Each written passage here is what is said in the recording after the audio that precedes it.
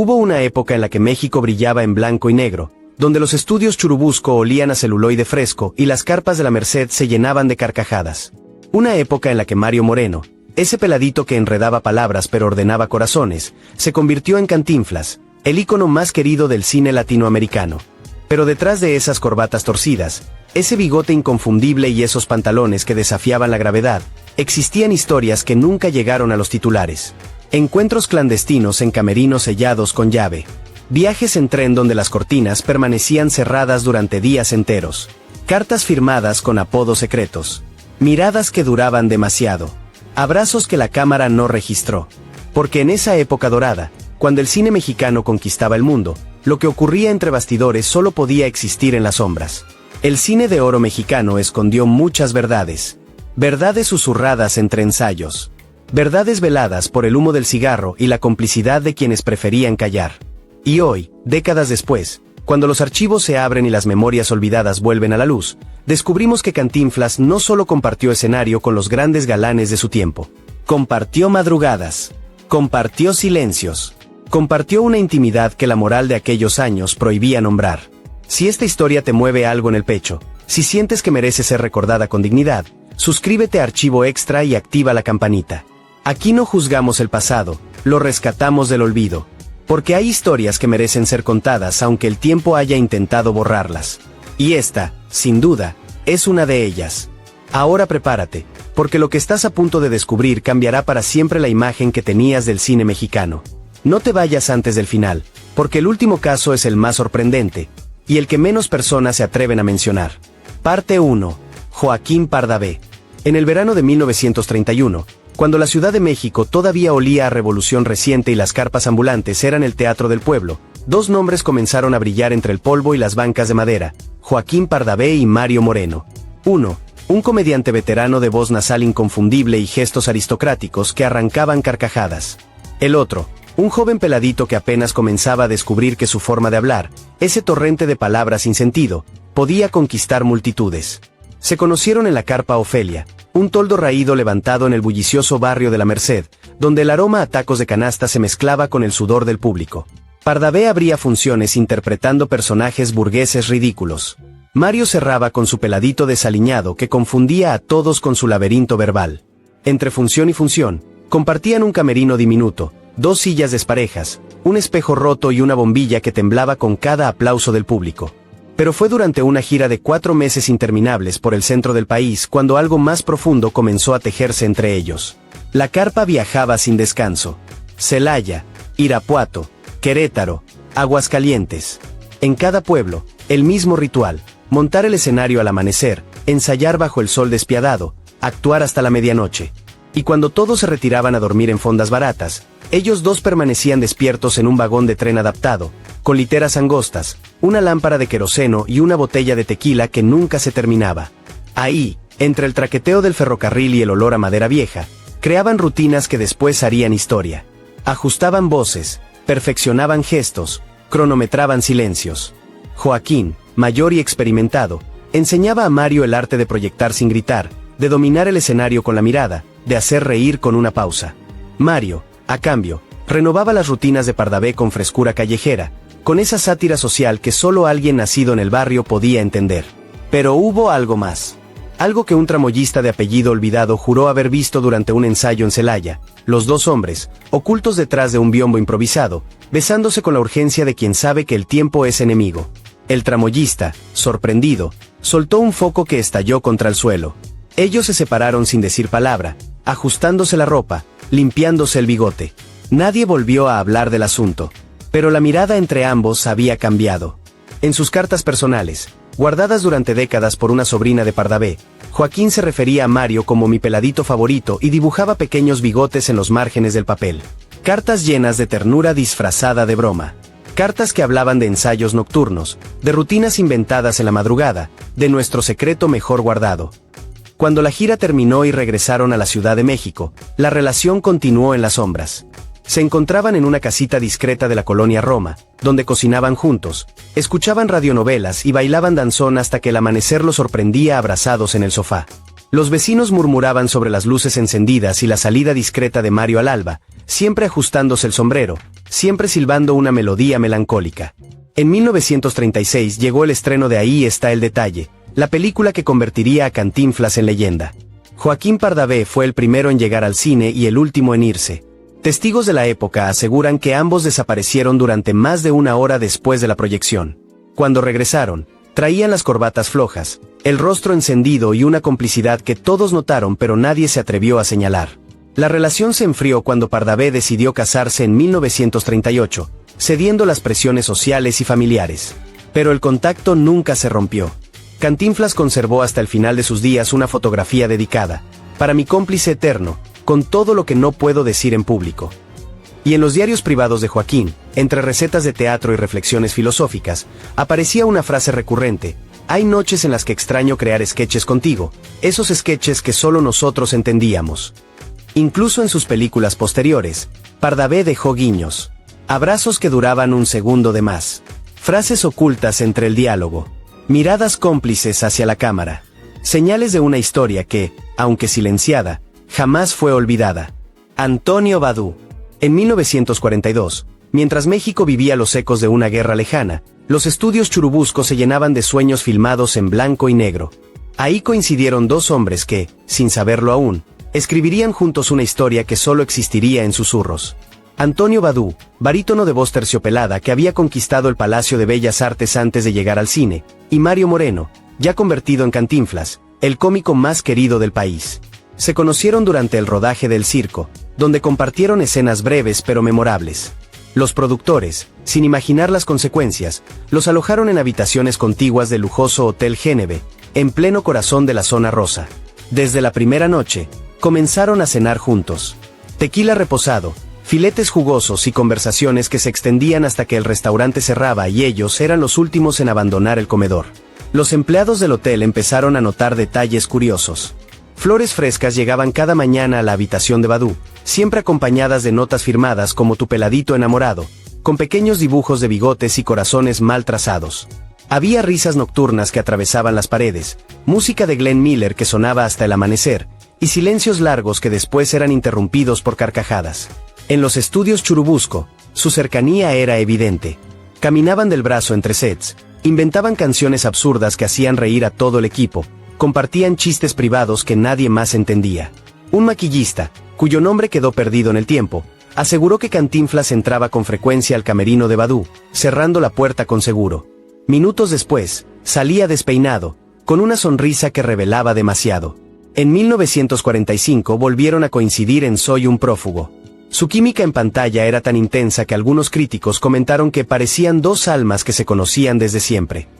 Miradas prolongadas, roces sutiles, diálogos improvisados que el director decidió conservar porque tenían algo especial. Poco después del rodaje, emprendieron un viaje juntos a Acapulco.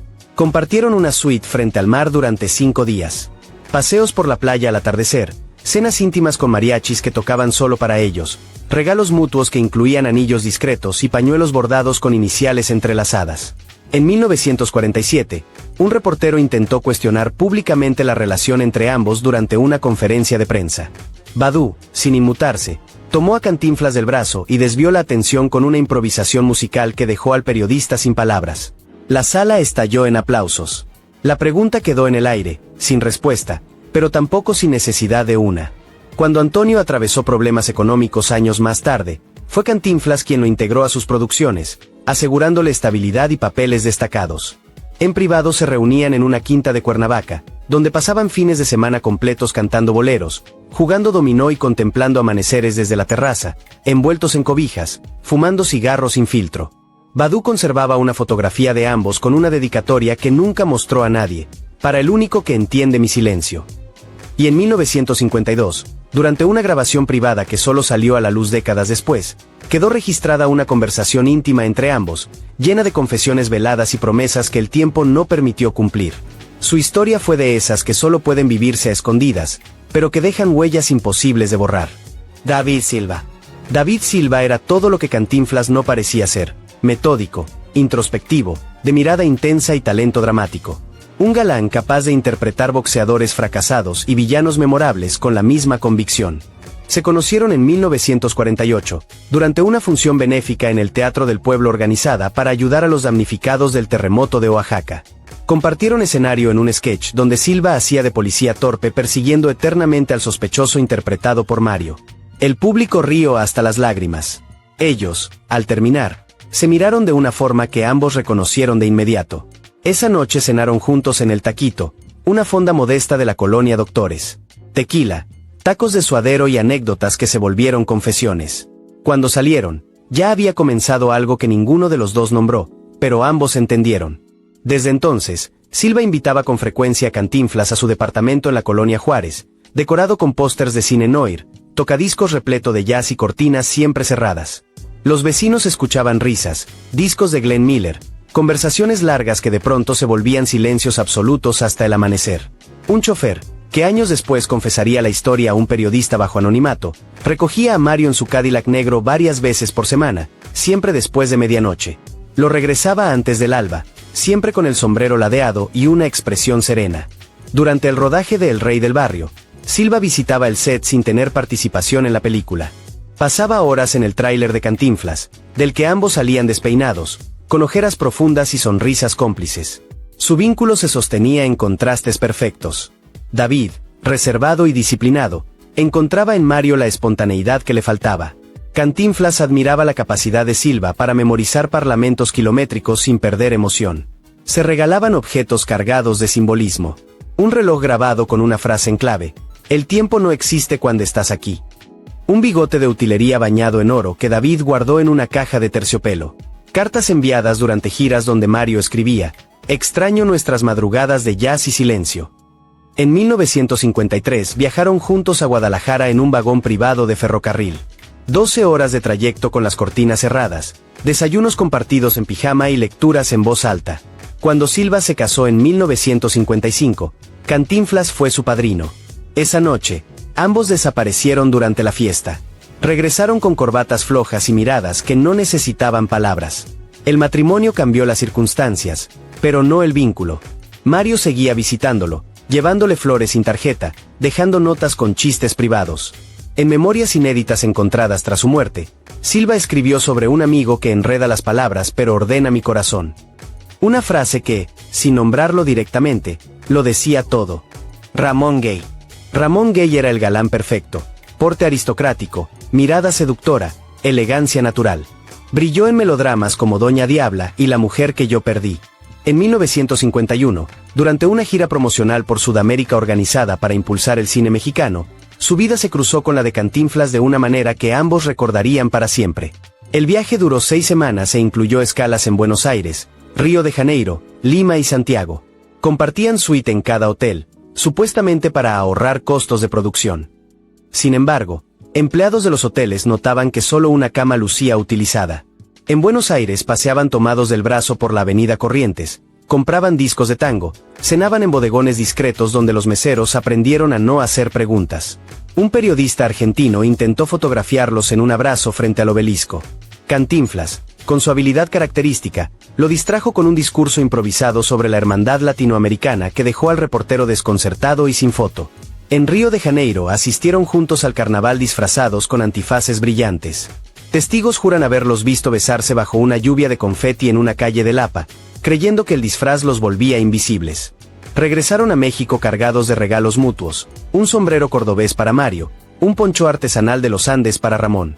Después del viaje evitaron coincidir en público, pero las cartas no cesaron. Gay enviaba postales con mensajes velados: "Extraño nuestras noches porteñas, el tango suena distinto sin ti".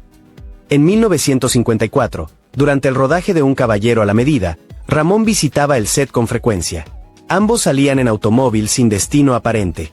Un asistente de producción encontró notas de Cantinflas escondidas en el camerino de Gay, mencionando encuentros privados en una casa de Coyoacán que ninguno de los dos poseía oficialmente. Su vínculo se sostenía en admiración mutua. Gay valoraba el carisma arrollador de Mario. Cantinflas admiraba la elegancia innata de Ramón. Compartían consejos sobre actuación, dicción e improvisación.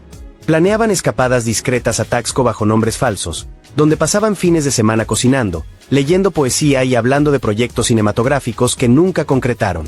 En 1956 surgieron rumores sobre un romance de gay con una actriz. Cantinflas lo defendió públicamente en entrevistas, aunque en privado le escribió una extensa carta donde lo llamaba mi galán eterno.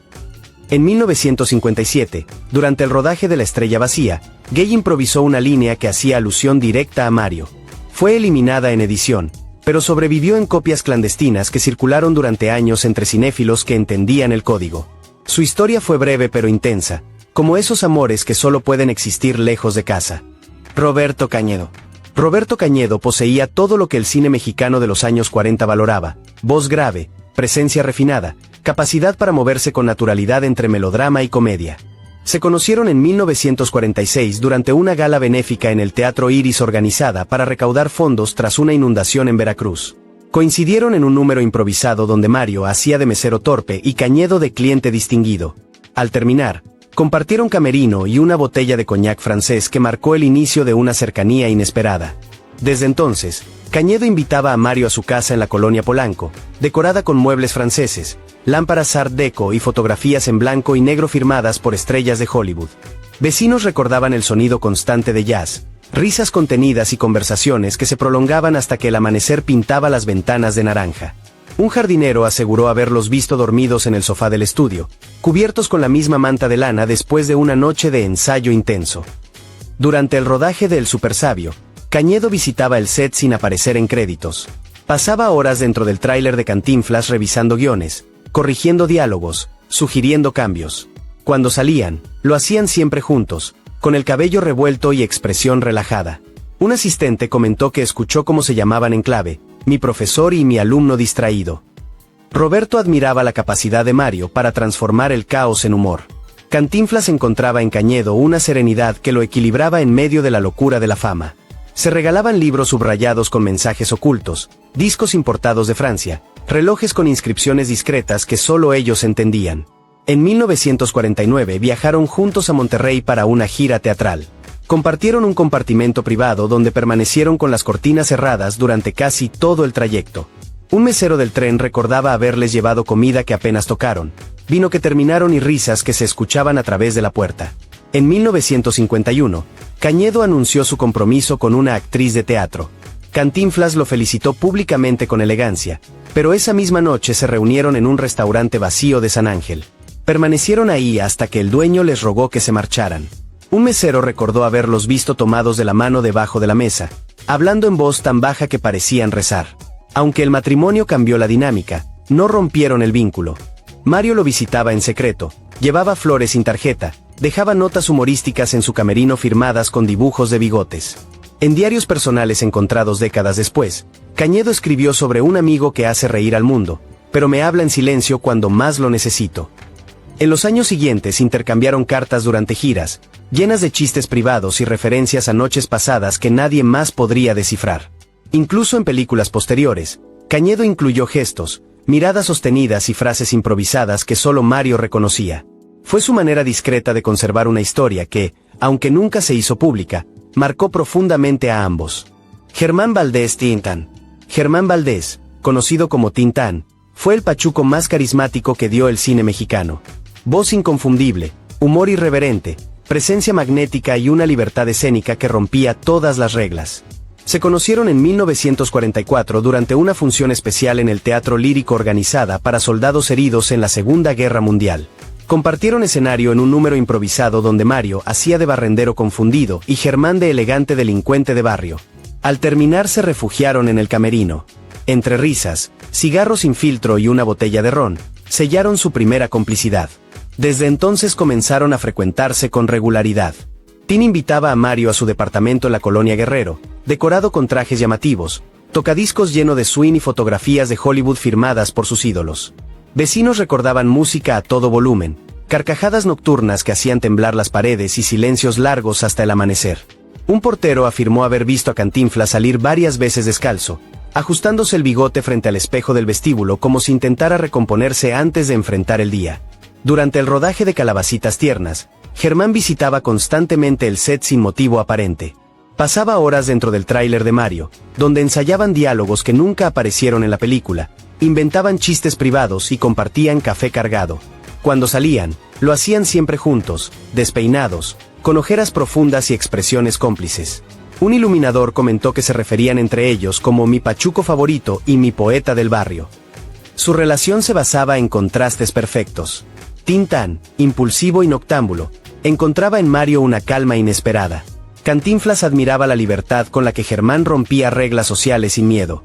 Se regalaban objetos simbólicos, sombreros de ala ancha, anillos discretos que usaban en el meñique, libretas llenas de bromas privadas escritas en caló que solo ellos descifraban. En 1948 viajaron juntos a Tijuana para una gira. Compartieron una habitación frente al mar donde permanecieron casi todo el fin de semana sin recibir visitas. Cuando el gerente del hotel tocó la puerta preocupado, ambos salieron despeinados, riendo, asegurando que estaban perfeccionando rutinas nuevas. Cuando Tintán comenzó a consolidar su carrera en solitario, los encuentros se volvieron más discretos. Aún así, se veían en cafés de la colonia Roma o en casas prestadas en Coyoacán.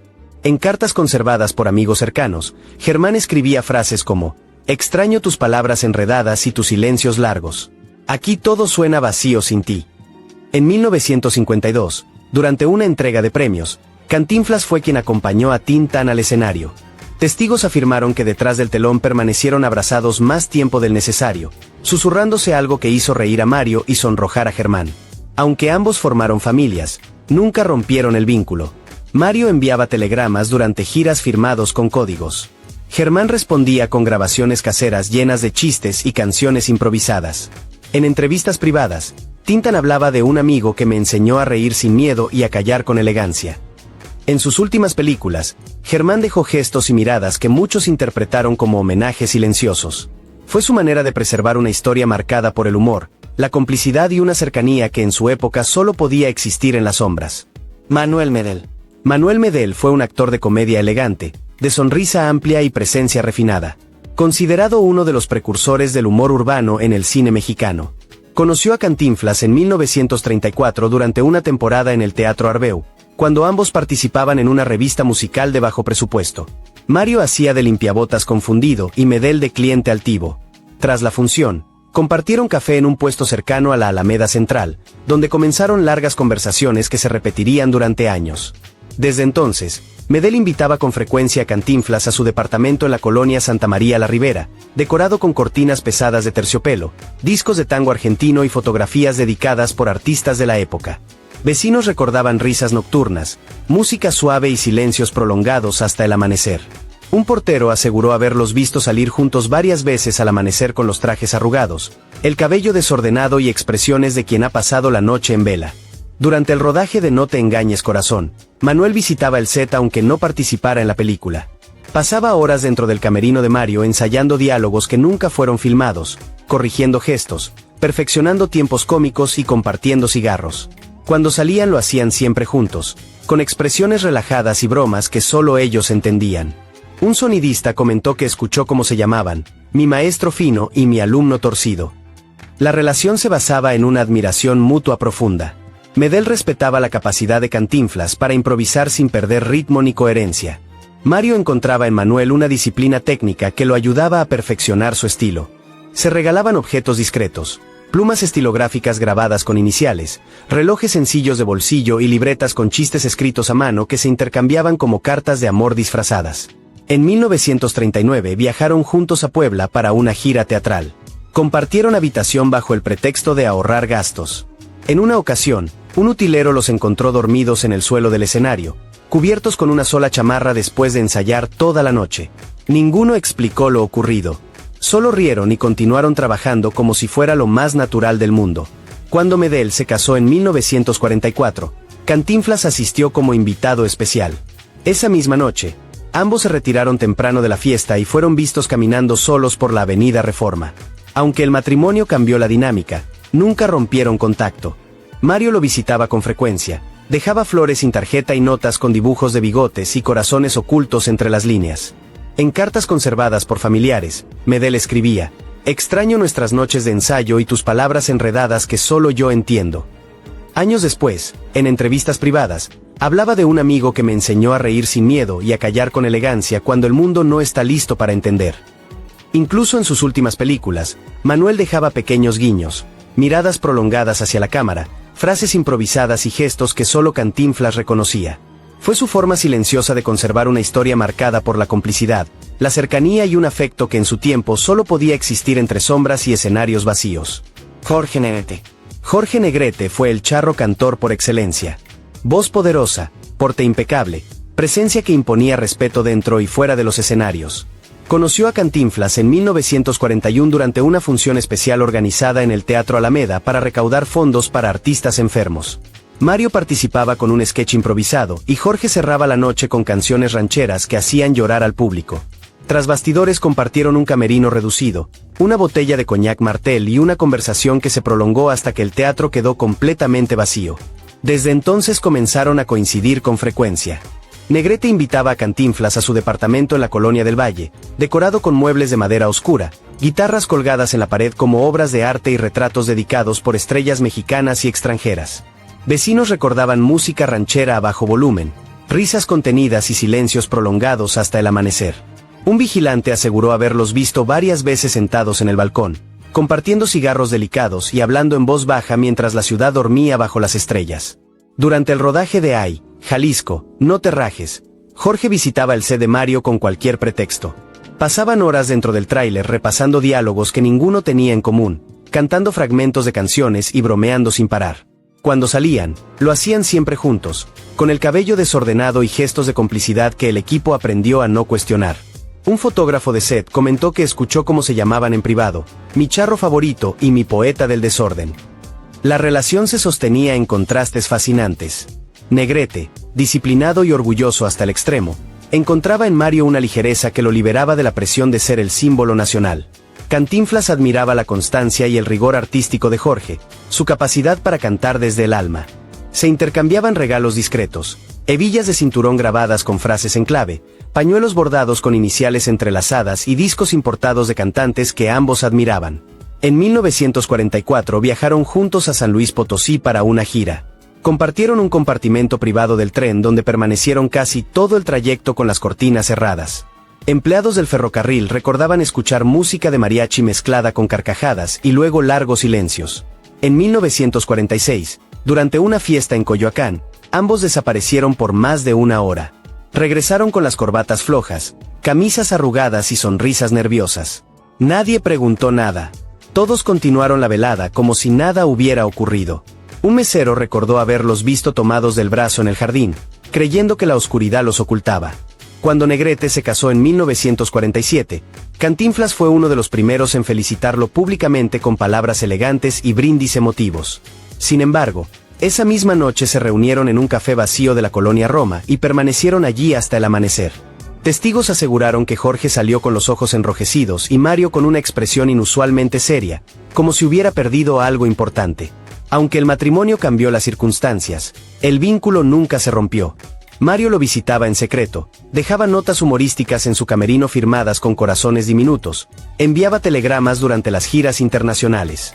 En cuadernos personales encontrados tras su muerte, Negrete escribió sobre un amigo que hace reír al mundo entero, pero me canta en silencio cuando más lo necesito. En películas posteriores, Jorge incluyó miradas prolongadas hacia la cámara, frases improvisadas que parecían dirigidas a alguien específico y gestos que muchos consideraron simples licencias actorales, pero que Mario reconocía de inmediato. Fue su manera discreta de conservar una historia marcada por la admiración, la cercanía y un afecto profundo que en su tiempo solo podía sobrevivir entre escenarios vacíos, camerinos cerrados y palabras nunca dichas en voz alta. Arturo de Córdoba. Arturo de Córdoba fue uno de los galanes más elegantes y respetados del cine mexicano.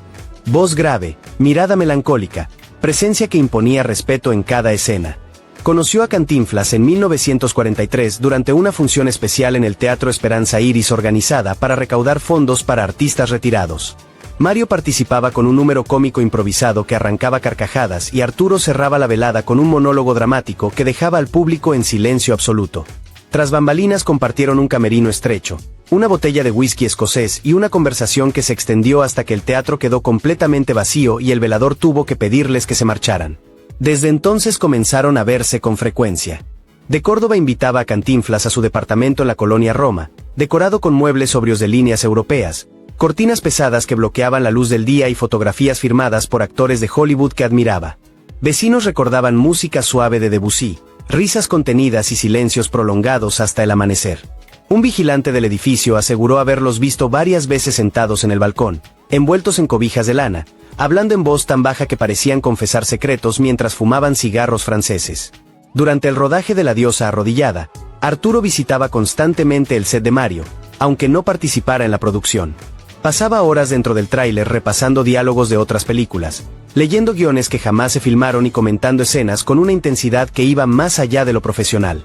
Cuando salían, lo hacían siempre juntos, con el cabello desordenado y expresiones relajadas. Un asistente de dirección comentó que escuchó cómo se llamaban en privado, mi actor serio y mi poeta enredado. Su relación se sostenía en contrastes perfectos.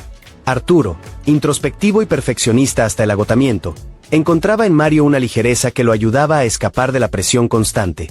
Cantinflas admiraba la disciplina y el rigor artístico de Córdoba, su capacidad para llorar en pantalla con autenticidad devastadora. Se intercambiaban regalos discretos, libros de filosofía dedicados con mensajes ocultos, relojes grabados con fechas significativas y discos importados de música clásica. En 1947 viajaron juntos a Veracruz para una gira teatral.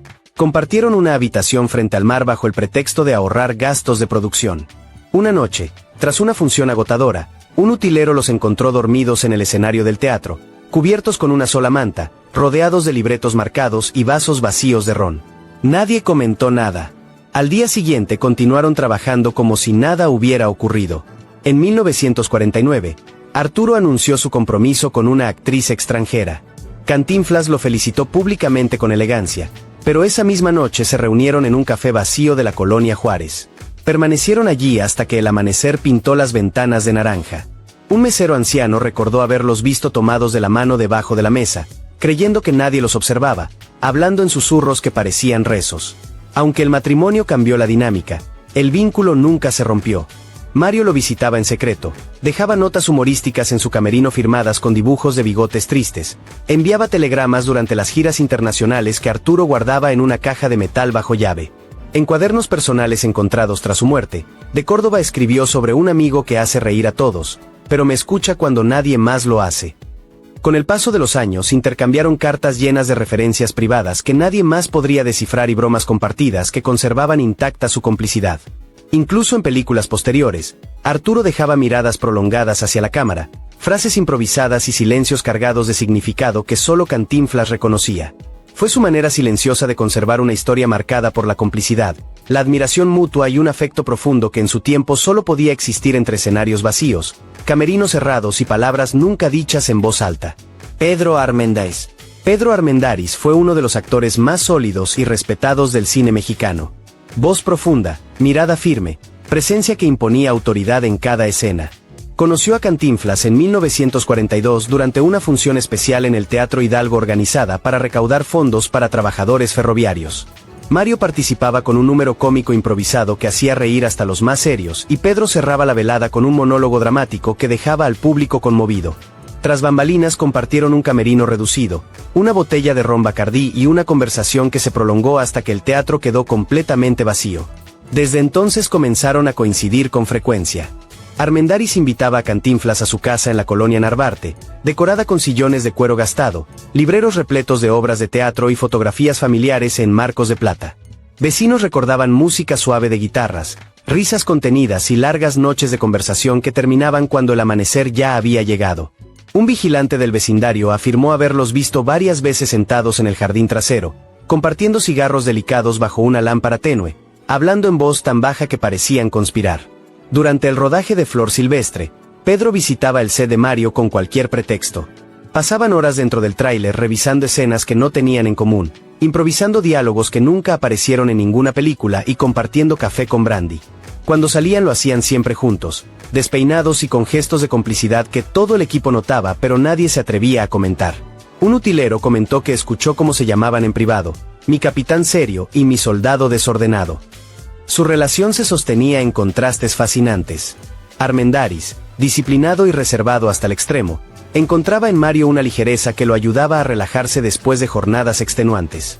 Cantinflas admiraba la firmeza y el profesionalismo inquebrantable de Pedro, su capacidad para interpretar héroes con autenticidad. Se intercambiaban regalos discretos, libros de historia dedicados con mensajes cifrados, navajas grabadas con iniciales y relojes sencillos de bolsillo que ambos usaban como amuletos. En 1945 viajaron juntos a Michoacán para una gira. Compartieron habitación bajo el pretexto de reducir gastos de producción. Una noche, después de una función especialmente agotadora, un tramoyista los encontró dormidos en el escenario del teatro, cubiertos con una sola manta de lana y rodeados de libretos marcados con notas personales. Nadie comentó nada. Al día siguiente continuaron trabajando como si fuera lo más natural del mundo. Cuando Armendáriz anunció su matrimonio en 1947, Cantinflas fue uno de los primeros en felicitarlo públicamente con palabras emotivas. Sin embargo, esa misma noche se reunieron en un café vacío de la colonia Roma. Permanecieron allí hasta el amanecer.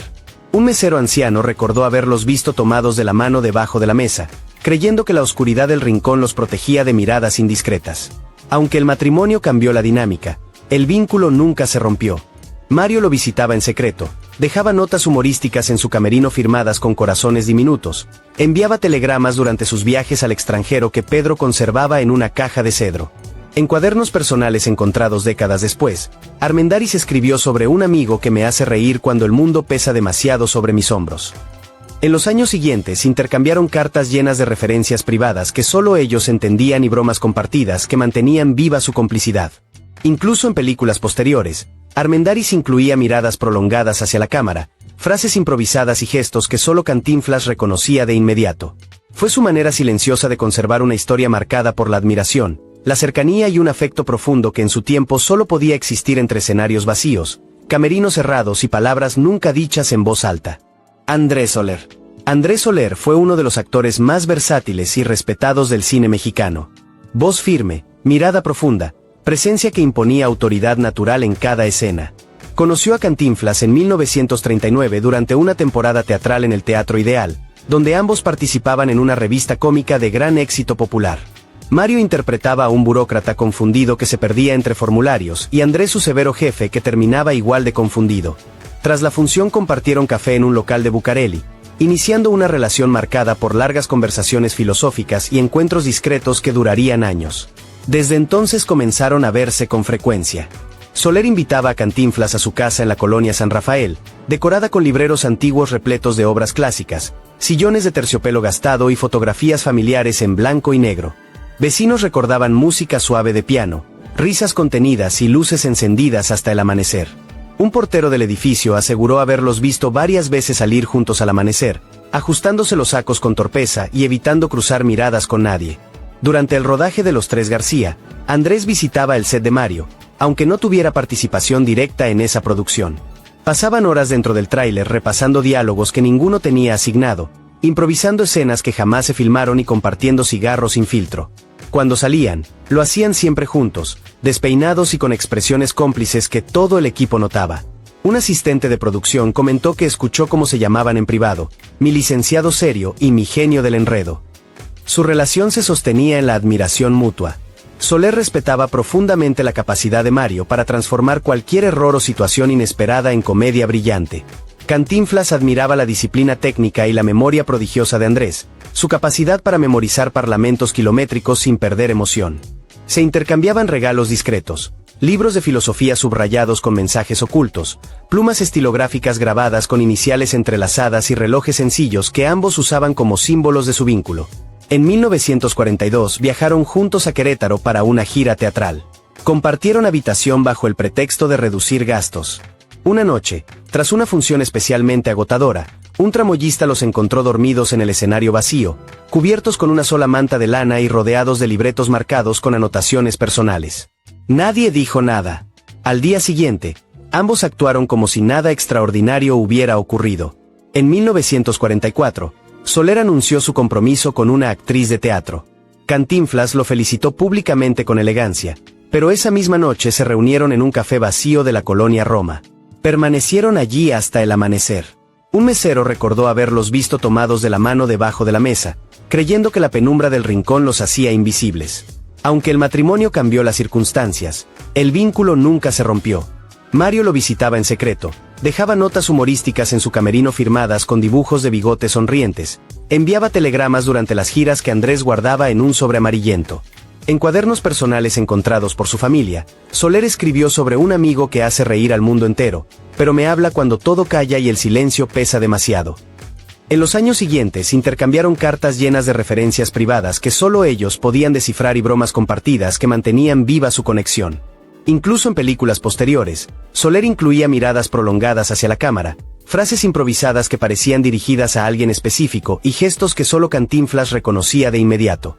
Fue su manera silenciosa de conservar una historia marcada por la complicidad, la admiración mutua y un afecto profundo que en su tiempo solo podía sobrevivir entre escenarios vacíos, camerinos cerrados y palabras nunca dichas en voz alta. Emilio el Indio Fernández.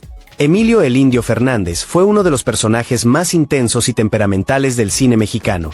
Mirada feroz, voz profunda, presencia que imponía respeto inmediato.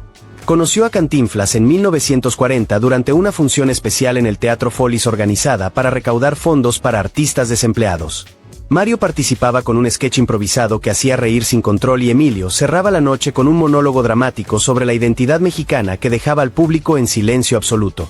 Tras bastidores compartieron un camerino estrecho, una botella de tequila añejo y una conversación que se extendió hasta que el teatro quedó completamente vacío y el velador tuvo que rogarles que se marcharan. Desde entonces comenzaron a verse con frecuencia. Fernández invitaba a Cantinflas a su casa en Coyoacán, rodeada de jardines salvajes, murales inacabados y esculturas prehispánicas que coleccionaba obsesivamente. Vecinos recordaban música ranchera mezclada con jazz estadounidense, risas fuertes que se apagaban de pronto y luces encendidas hasta el amanecer. Un velador del barrio aseguró haberlos visto varias veces sentados junto a una fogata en el jardín, envueltos en cobijas de lana de Oaxaca, hablando en voz tan baja que parecían rezar mientras fumaban cigarros sin filtro. Durante el rodaje de María Candelaria, Emilio visitaba el set de Mario con cualquier pretexto. Pasaban horas dentro del tráiler repasando escenas que no tenían en común, improvisando diálogos que jamás aparecieron en ninguna película y discutiendo ideas de guión con una intensidad que iba más allá de lo profesional. Cuando salían lo hacían siempre juntos, despeinados y con expresiones cómplices que el equipo aprendió a no cuestionar. Un asistente de dirección comentó que escuchó cómo se llamaban en privado, mi poeta bravo y mi indio soñador. Su relación se sostenía en contrastes fascinantes. Emilio, impulsivo y pasional hasta el extremo, encontraba en Mario una calma inesperada que lo ayudaba a controlar su temperamento explosivo. Cantinflas admiraba la entrega absoluta de Fernández al arte y a la construcción de una imagen nacional en el cine. Se intercambiaban regalos discretos, cuchillos artesanales grabados con fechas significativas, libros de poesía mexicana subrayados con mensajes ocultos y fotografías dedicadas que solo ellos entendían. En 1943 viajaron juntos a Oaxaca para una filmación. Compartieron una cabaña aislada en las montañas bajo el pretexto de estudiar locaciones para futuras producciones. Una noche, tras una jornada especialmente agotadora, un tramoyista que buscaba equipo los encontró dormidos frente a una chimenea encendida, cubiertos con una sola manta y rodeados de botellas vacías y libretos marcados. Nadie comentó nada. Al día siguiente, ambos continuaron trabajando como si fuera lo más natural del mundo. En 1946, Fernández comenzó una relación pública con una actriz extranjera. Cantinflas lo felicitó en entrevistas con palabras elegantes, pero esa misma noche se reunieron en un café vacío de la colonia Roma. Permanecieron allí hasta el amanecer. Un mesero anciano recordó haberlos visto tomados de la mano debajo de la mesa, creyendo que la penumbra del rincón los protegía de miradas curiosas. Aunque las circunstancias cambiaron, el vínculo nunca se rompió. Mario lo visitaba en secreto, dejaba notas humorísticas en su estudio de Coyoacán firmadas con corazones diminutos, enviaba telegramas durante las filmaciones en el extranjero que Emilio conservaba en una caja de madera tallada. En cuadernos personales encontrados tras su muerte, Fernández escribió sobre un amigo que se ríe del mundo entero, pero me entiende cuando me derrumbo. En los años siguientes intercambiaron cartas llenas de referencias privadas, dibujos expresivos y bromas compartidas que mantenían viva su conexión. Incluso en películas posteriores, Fernández incluyó miradas prolongadas hacia la cámara, silencios cargados de significado y gestos que solo Cantinflas reconocía de inmediato. Fue su manera discreta de conservar una historia marcada por la intensidad, la admiración mutua y un afecto profundo que en su tiempo solo podía sobrevivir entre escenarios vacíos, jardines silenciosos y palabras nunca dichas en voz alta. Tito Guízar. Tito Guízar fue uno de los cantantes y actores más elegantes del cine mexicano. Voz terciopelada, modales impecables, presencia serena que conquistaba tanto en México como en Hollywood. Conoció a Cantinflas en 1937 durante una gala benéfica en el Teatro Principal organizada para apoyar a músicos desempleados. Mario participaba con un sketch improvisado que arrancaba carcajadas y Tito cerraba la velada con canciones románticas que hacían suspirar al público. Tras bambalinas compartieron un camerino estrecho, una botella de vino tinto y una conversación que se extendió hasta que el teatro quedó completamente vacío. Desde entonces comenzaron a verse con frecuencia. Guízar invitaba a Cantinflas a su departamento en la colonia Condesa, decorado con pianos de cola, fotografías de Los Ángeles y discos de bolero apilados hasta el techo. Vecinos recordaban música suave de guitarras, risas contenidas y luces encendidas hasta el amanecer. Un portero del edificio aseguró haberlos visto varias veces salir juntos de madrugada, acomodándose los sacos con torpeza y evitando cruzar miradas con curiosos. Durante el rodaje de Allá en el Rancho Grande, Tito visitaba el set de Mario con cualquier pretexto. Pasaban horas dentro del tráiler ensayando diálogos que ninguno tenía asignado, cantando fragmentos de canciones que jamás aparecieron en ninguna película y compartiendo café con brandy. Cuando salían, lo hacían siempre juntos, despeinados y con expresiones cómplices que todo el equipo notaba. Un sonidista comentó que escuchó cómo se llamaban en privado: mi tenor distraído y mi poeta sin partitura. Su relación se sostenía en la admiración mutua. Guízar valoraba profundamente la capacidad de Cantinflas para transformar cualquier error en humor brillante. Mario admiraba la disciplina musical y la sensibilidad artística de Tito, su capacidad para transmitir emoción con cada nota. Se intercambiaban regalos discretos, partituras dedicadas con mensajes ocultos, relojes sencillos de bolsillo y pañuelos bordados con iniciales entrelazadas. En 1940 viajaron juntos a Guadalajara para una gira. Compartieron habitación bajo el pretexto de reducir gastos de producción. Una noche, después de una función especialmente agotadora, un tramoyista los encontró dormidos en el escenario del teatro, cubiertos con una sola manta y rodeados de instrumentos musicales. Nadie dijo nada. Al día siguiente continuaron trabajando como si fuera lo más natural del mundo. En 1943, Guízar anunció su matrimonio con una cantante extranjera. Cantinflas lo felicitó públicamente con elegancia, pero esa misma noche se reunieron en un café vacío de la colonia Roma. Permanecieron allí hasta el amanecer. Un mesero anciano recordó haberlos visto tomados de la mano debajo de la mesa, creyendo que nadie los observaba, hablando en susurros que parecían confesiones. Aunque el matrimonio cambió las circunstancias, el vínculo nunca se rompió. Mario lo visitaba en secreto, dejaba notas humorísticas en su camerino firmadas con dibujos de bigotes sonrientes, enviaba telegramas durante las giras que Tito guardaba en una caja de terciopelo. En cuadernos personales encontrados tras su muerte, Guízar escribió sobre un amigo que me hace cantar sin voz y reír sin escenario. En los años siguientes intercambiaron cartas llenas de referencias privadas que solo ellos podían descifrar y bromas compartidas que mantenían viva su conexión. Incluso en películas posteriores, Guízar incluía miradas prolongadas hacia la cámara, silencios cargados de significado y gestos que solo Cantinflas reconocía de inmediato. Fue su manera discreta de conservar una historia marcada por la complicidad, la música compartida y un afecto profundo que en su tiempo solo podía sobrevivir entre camerinos cerrados, escenarios vacíos y palabras nunca dichas en voz alta. Fernando Soler. Fernando Soler fue uno de los actores más respetados y prolíficos del cine mexicano. Voz firme, mirada inteligente, presencia que imponía autoridad natural en cada escena. Conoció a Cantinflas en 1938 durante una temporada teatral en el Teatro Hidalgo, donde ambos participaban en una comedia de enredos que hacía reír hasta los más serios. Mario interpretaba a un burócrata distraído y Fernando a su severo superior que terminaba igual de confundido. Tras una función especialmente exitosa, compartieron café en un local cercano a la Alameda Central, iniciando una relación marcada por largas charlas filosóficas y encuentros discretos. Desde entonces comenzaron a verse con frecuencia. Soler invitaba a Cantinflas a su casa en la colonia San Rafael, decorada con libreros repletos de obras clásicas, sillones oscuros de terciopelo y fotografías familiares en marcos de plata. Vecinos recordaban luces encendidas hasta el amanecer, música suave de piano y risas contenidas que se escuchaban a través de las ventanas. Un portero del edificio aseguró haberlos visto varias veces salir juntos de madrugada, acomodándose los sacos con torpeza y evitando llamar la atención. Durante el rodaje de La Casa del Ogro, Fernando visitaba el set de Mario con cualquier pretexto. Pasaban horas dentro del tráiler revisando guiones que ninguno tenía asignado, ensayando escenas que jamás se filmaron y compartiendo café con brandy. Cuando salían lo hacían siempre juntos, despeinados y con expresiones relajadas. Un asistente de producción comentó que escuchó cómo se llamaban en privado: mi jefe serio y mi empleado rebelde. La relación se sostenía en una profunda admiración mutua. Soler respetaba profundamente la capacidad de Cantinflas para convertir cualquier error en comedia brillante. Mario encontraba en Fernando una guía constante y un refugio intelectual en medio del caos de la fama.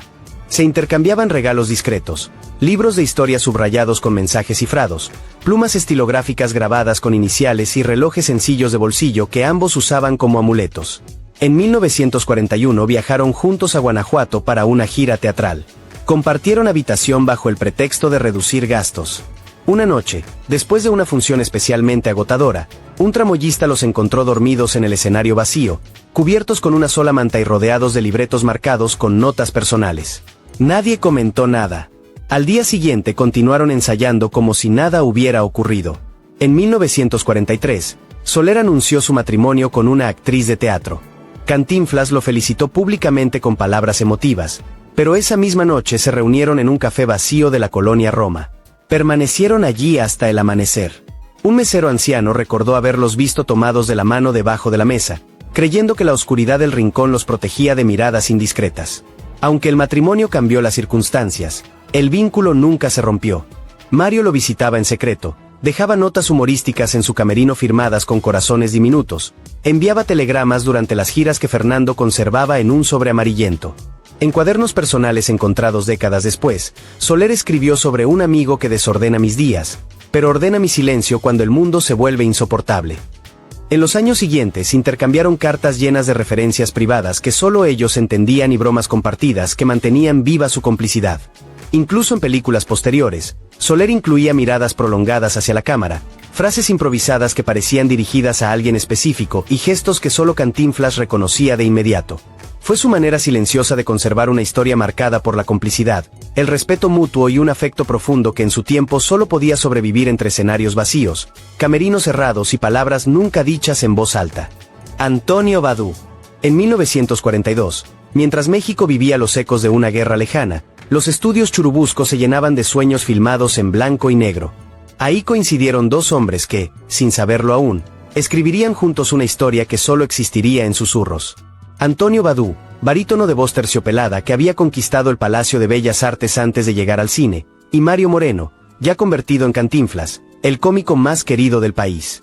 Se conocieron durante el rodaje del Circo, donde compartieron escenas breves pero memorables. Los productores, sin imaginar las consecuencias, los alojaron en habitaciones contiguas del lujoso Hotel Géneve, en pleno corazón de la zona rosa. Desde la primera noche, comenzaron a cenar juntos. Tequila reposado, filetes jugosos y conversaciones que se extendían hasta que el restaurante cerraba y ellos eran los últimos en abandonar el comedor. Los empleados del hotel empezaron a notar detalles curiosos. Flores frescas llegaban cada mañana a la habitación de Badú, siempre acompañadas de notas firmadas como tu peladito enamorado, con pequeños dibujos de bigotes y corazones mal trazados. Había risas nocturnas que atravesaban las paredes, música de Glenn Miller que sonaba hasta el amanecer, y silencios largos que después eran interrumpidos por carcajadas. En los estudios Churubusco, su cercanía era evidente. Caminaban del brazo entre sets, inventaban canciones absurdas que hacían reír a todo el equipo, compartían chistes privados que nadie más entendía. Un maquillista, cuyo nombre quedó perdido en el tiempo, aseguró que Cantinflas entraba con frecuencia al camerino de Badú, cerrando la puerta con seguro. Minutos después, salía despeinado, con una sonrisa que revelaba demasiado. En 1945 volvieron a coincidir en Soy un prófugo. Su química en pantalla era tan intensa que algunos críticos comentaron que parecían dos almas que se conocían desde siempre. Miradas prolongadas, roces sutiles, diálogos improvisados que el director decidió conservar porque tenían algo especial. Poco después del rodaje, emprendieron un viaje juntos a Acapulco. Compartieron una suite frente al mar durante 5 días. Paseos por la playa al atardecer, cenas íntimas con mariachis que tocaban solo para ellos, regalos mutuos que incluían anillos discretos y pañuelos bordados con iniciales entrelazadas. En 1947, un reportero intentó cuestionar públicamente la relación entre ambos durante una conferencia de prensa. Badú, sin inmutarse, tomó a Cantinflas del brazo y desvió la atención con una improvisación musical que dejó al periodista sin palabras. La sala estalló en aplausos. La pregunta quedó en el aire, sin respuesta, pero tampoco sin necesidad de una. Cuando Antonio atravesó problemas económicos años más tarde, fue Cantinflas quien lo integró a sus producciones, asegurándole estabilidad y papeles destacados. En privado se reunían en una quinta de Cuernavaca, donde pasaban fines de semana completos cantando boleros, jugando dominó y contemplando amaneceres desde la terraza, envueltos en cobijas, fumando cigarros sin filtro. Badu conservaba una fotografía de ambos con una dedicatoria que nunca mostró a nadie, para el único que entiende mi silencio. Y en 1952, durante una grabación privada que solo salió a la luz décadas después, quedó registrada una conversación íntima entre ambos, llena de confesiones veladas y promesas que el tiempo no permitió cumplir. Su historia fue de esas que solo pueden vivirse a escondidas, pero que dejan huellas imposibles de borrar. Durante décadas, el cine mexicano construyó leyendas en blanco y negro. Historias de amor imposible proyectadas en pantallas gigantes mientras otras historias de amor, igual de reales, permanecían ocultas entre bambalinas. Mario Moreno, Cantinflas, el peladito que enredaba palabras pero ordenaba corazones, vivió su vida pública bajo reflectores implacables. Pero su vida privada, esa que transcurría en camerinos cerrados, vagones de tren con cortinas clausuradas y casas prestadas en colonias discretas, pertenecía solo a él y a quienes compartieron su intimidad. No estamos aquí para juzgar. Estamos aquí para recordar que detrás de cada leyenda hay un ser humano con deseos, miedos, amores prohibidos y silencios forzados. Que en una época donde ser diferente significaba perderlo todo, hubo quienes encontraron maneras de amar en las sombras, de construir vínculos que el tiempo y la moral no pudieron borrar. Cada abrazo prolongado, cada carta firmada con apodos secretos, cada madrugada compartida fue un acto de valentía silenciosa. Fueron historias de amor que no pudieron gritar su nombre, pero que existieron con la misma intensidad que cualquier romance proyectado en pantalla. Hoy, cuando abrimos estos archivos olvidados, cuando rescatamos testimonios guardados durante décadas, lo hacemos con respeto, porque estas historias merecen ser contadas. Porque quienes las vivieron merecen ser recordados en su totalidad, no solo como íconos intocables, sino como seres humanos complejos que amaron, sufrieron y encontraron refugio en brazos que la historia oficial prefirió ignorar. Si esta historia te movió, si sentiste que merecía ser rescatada del olvido, dale like y compártela. Déjanos en los comentarios, ¿conocías estas historias? ¿Qué otro secreto del cine de oro te gustaría que investigáramos? Porque en Archivo Extra creemos que toda historia merece ser contada, especialmente aquellas que alguien intentó borrar. Suscríbete y activa la campanita. Aquí no juzgamos el pasado, lo rescatamos con dignidad. Porque el cine de oro mexicano no solo brilló en pantalla, también brilló en la oscuridad, en esos rincones donde el amor encontró maneras de existir a pesar de todo. Gracias por ver este video hasta el final. Gracias por ser parte de quienes creen que todas las historias importan. Nos vemos en el próximo archivo.